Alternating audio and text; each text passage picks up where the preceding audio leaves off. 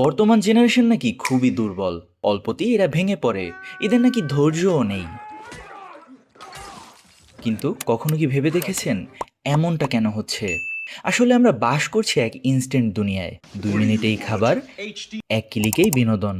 আমাদের মস্তিষ্ক অপেক্ষা করতে ভুলে যাচ্ছে, আর তাই জীবন যখনই কোনো কঠিন পরীক্ষা নেয় আমরা সাথে সাথেই হাল ছেড়ে দেই। সোশ্যাল মিডিয়ায় অন্যের পারফেক্ট জীবন দেখতে দেখতে আমরা নিজেদের ছোট ভাবতে শুরু করি।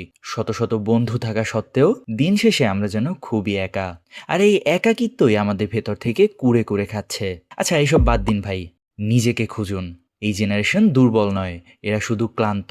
সমাধানটা আপনার আমার হাতেই। ফোনের স্ক্রিন থেকে চোখ সরিয়ে বাস্তবের সাথে কানেক্ট করুন। ছোট ছোট ব্যর্থতাকে ভয় না পেয়ে সেগুলোকে শক্তিতে রূপান্তর করুন। মনে রাখবেন, লোহা যত বেশি পড়ে তত বেশি শক্ত হয়। প্রতিকূলতাই আপনাকে শক্তিশালী করবে। নিজের উপরে বিশ্বাস রাখুন। হয়তো আপনি নিজেকে যতটুকু ভাবছেন আপনি তার চেয়েও অনেক বেশি শক্তিশালী।